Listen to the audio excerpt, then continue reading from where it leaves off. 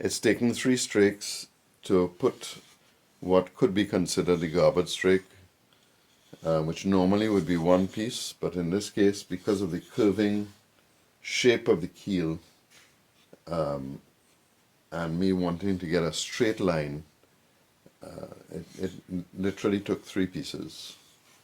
And now we're coming to close out the bottom of the framing of the planking exercise. I only have 5 planks for each side left, so we're going to change how we allocate the planks. As we told you in the last video, we had to remeasure the spaces left to cover. So these are the numbers on the right, are the various ribs, and you'll see that by rib 10 is 50 millimeters. So 5 planks takes us to 2.5 centimeters or 25 millimeters. So that's going to be the full planks, and we'll put steelers in to make up the difference wherever necessary.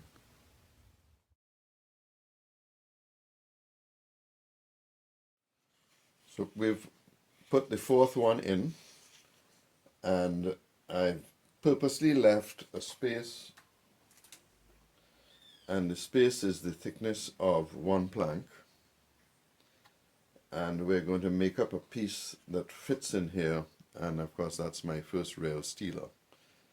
Now I'm going to use the amateur way of making a steeler, that is to shape a piece that simply fits in the space that's left. If you look at much of the literature, you'd find that there's a much more technical way to make these steelers, but for this model we're going to do it the amateur way. So here is the first rail steeler, and it's taken quite a few attempts to shape it properly, and it'll fit fairly tight in here, and we'll stick it in and clamp it in place. We're using PVA glue to stick the main body of the steeler with a little bit of CA at the pointy end. And there we have the semi-finished steeler in place, and it looks pretty good. You can hardly see it. And now the other side, all clamped up and ready to put the steeler in place. Normally we would taper the planks as they get to the bow, but because we're probably going to be just maybe 1 plank short, I'm trying to preserve as much of the planks as possible, so I'm going to run them full size right to the bow. The technique at the back is the same, using triangular steelers as we go, in the hope of stretching the planks that we may not run short.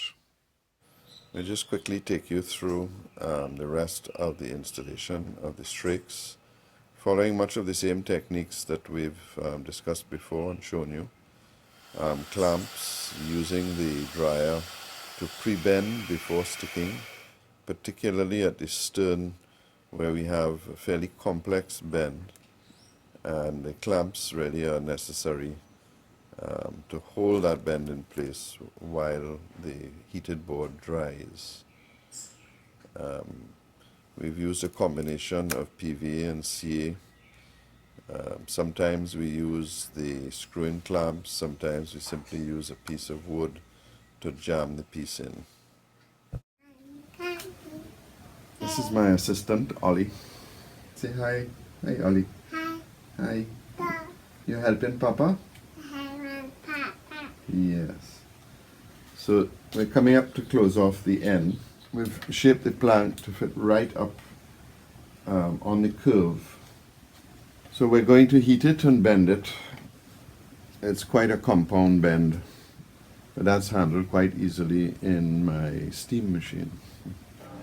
So we're now going to go to my bending machine. It's called Osta. It's very sophisticated. And you simply put a piece of wood in, and turn it on, and you're way to go. So we got it out of the steam bender, and we're putting it on the model, and like in the past, using the dryer to put that bend in place. As you start to get to the center curved area of the hull, it really starts to become very problematic to get clamps to fit.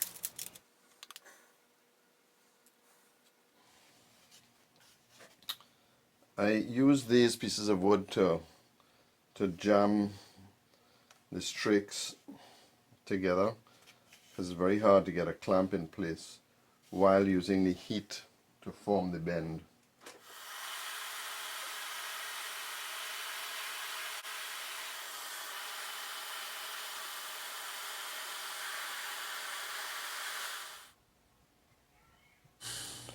Perhaps the greatest wait time is waiting on the glue to dry. The actual shaping of the planks using heat sometimes happens right away, within 2 or 3 minutes. Sometimes it takes a little longer. I think it depends on the type of wood. This particular wood supplied in the kit was taking me 15-20 minutes for it to retain the shape of whatever it is I had clamped it to.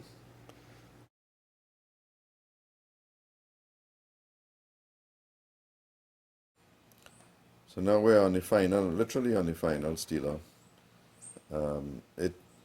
In making up these steelers, my suggestion is that you use a sanding board rather than any sort of power sander, because they're very, very fragile, and you may also use CA to hold them in place. When you try to bend them, they have a tendency to break quite easily. But in the end, it doesn't come out too badly.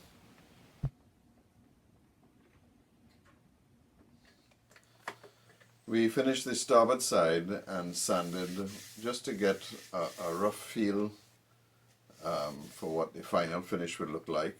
And we're now putting the last of the steelers in. In a perfect world, I would have preferred not to have the steelers placed right in this corner, which is a compound curve. I would much prefer to have put the last steelers in here. So when we do the scratch built model, we're going to, once we establish from the deck, come down 3 or 4 boards, we're going to really come from the keel and come up, so that we are putting the steelers in on a nice flat surface. By really skimping and using every little piece and putting steelers all along the starboard side, we actually have 2 planks left from the kit. We'll use one up for sure on this, so we'll literally have one left.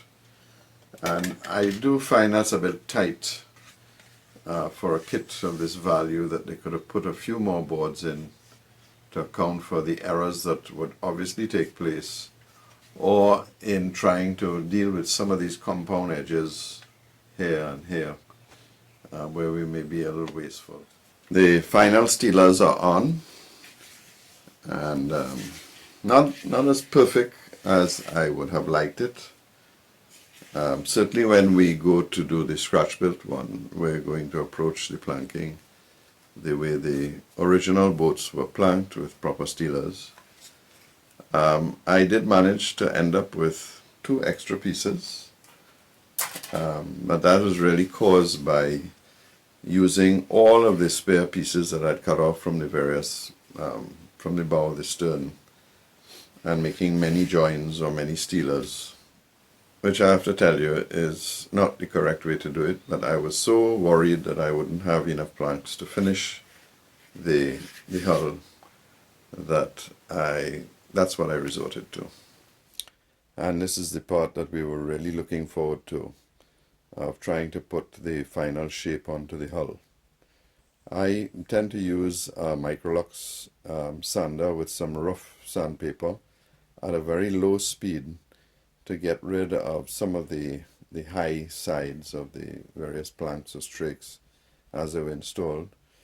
You will notice that even though the width of the planks were the same, the thickness varied quite a bit. So you can do this by hand. I just choose to use my power tools very carefully. Once the bulk of the work is done, I then go to sandpaper, sanding boards, and end up with what I think is a pretty good final shape and finish. We've now completed the first sanding. We have quite a bit more to do. But as you can see, the hull is taking on the shape of the final ship. This is really a good start.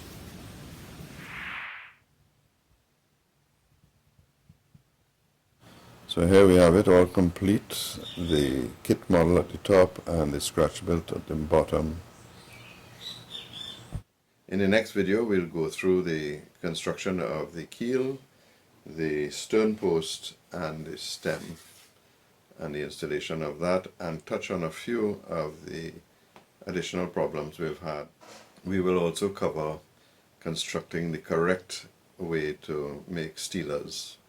So you'll see some variation on how this model was done to how the scratch built model will be done.